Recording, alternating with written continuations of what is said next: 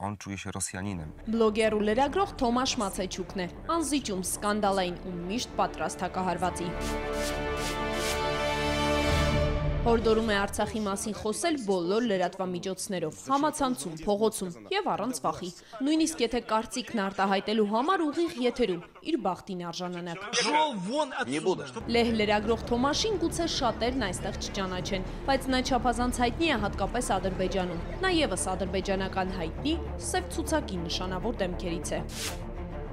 Մինչև հեռուստաաստղ դառնալը բլոգեր Մացեչուկը հանգիստ ապրում է լեհական Պոզնանում։ Հանգստությունը կորցրեց այն պահից, երբ լրատվամիջոցներով սկսեց բարձրաձայնել Լեռնային Ղարաբաղի խնդրի մասին։ Երբ Արցախում էի, տեսա, որ մարդիկ ցանկանում են ապրել իրենց հողի վրա։ Ես երբեք չեմ գնա Մինսկ, չեմ գնա Բելարուս, քանի որ կասկածում եմ, որ Լուկաշենկոն ինչ-որ սարսափելի բան կանի իմ դեմ, բայց չեմ վախենա վերադառնալ Արցախ։ Սկզբում ես ցանկանում էի ուղղակի ռեպորտաժ պատրաստել Արցախի մասին։ Հիմա փաստավավերագրական ֆիլմ եմ նկարահանում հայերի ու ադրբեջանցիների պատերազմի մասին։ Ադրբեջանական սպառնալիքների տարափի ժամանակ Թոմաշը հայտարարեց, ինքը լեհ է, կանգնելու է հայերի կողքին եւ ոչ մի դեպքում չի կարող լինել Թուրքիայի եւ Ադրբեջանի կողմնակիցը։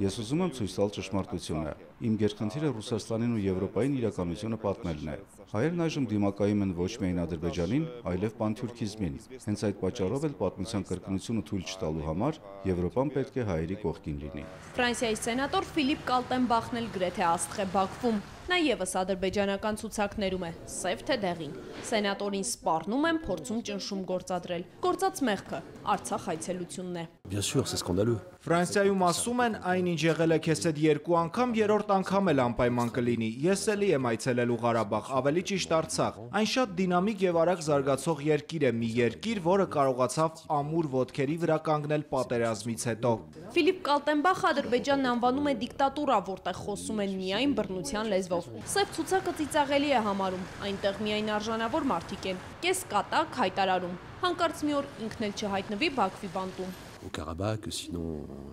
on sera considéré comme un ennemi de l'Azerbaïdjan. Հուսով եմ, որ ինձ չեն արտահանձնի Ադրբեջանին, պարզապես ծիծաղելի է։ Ապշեցի իմանալով, որ Բելարուսը որոշեց բլոգեր Լապշինին արտահանձնել Ադրբեջանին։ Դա շատ մտահոգիչ է։ Անհրաժեշտ է, որպեսզի միջազգայնատյանները միջամտեն, նույնիսկ ճնշում գործադրեն, որ նա հնարավորինս շուտ ազատ արձակվի։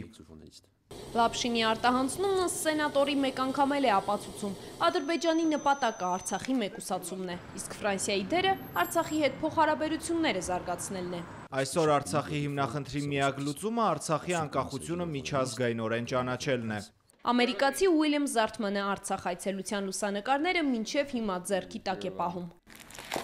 2013-ին էր պրոֆեսորը Ղարաբաղյան հակամարտություններ ուսումնասիրում ուսանողների հետ։ Որոշեց հետազոտությունները տեղում անել։ Սաներին հավաքեց, գնաց նախ Բաքու, եկավ Երևան, հետո Արցախ։ Մենք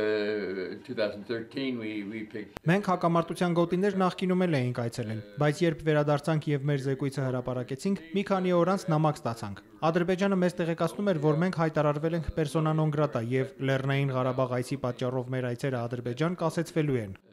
Բաքու այցելելու ծրագրեր չունի, խուսափում է պատկերացնել, թե ինչ կլինի իրենց հետ, եթե այնտեղ գնան։ Ես նման արգելքին նշանակություն չեմ տալիս, սակայն մենք փորձեցինք ադրբեջանական կողմին բացատրել, որ գիտնականներին պետք է թույլ տալ ազատ տեղաշարժվել։ Մեր հետազոտությունը նաև նրանց համար է կարևոր, չգիտեմ, հասկացան արդյոք։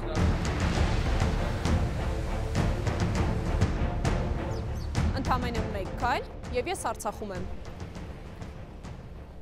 Յուրաքանչյուր երկրի դիվանագիտական ներկայացություն համարվում է այդ երկրի ինքնիշխան տարածք, այնպես որ չի բացառվում, որ այս պահից սկսած ես համարվեմ persona non grata Ադրբեջանում։ Իհարկե Ինտերպոլն ինձ դժվար որոնի, բայց Բելարուս ինքս չեմ այցելի, վտանգավոր է։ Ադրբեջանի նորացվելիք սև ցուցակից Լուսին Մկրտչյան, Էդգար Դավթյան, 360 աստիճան։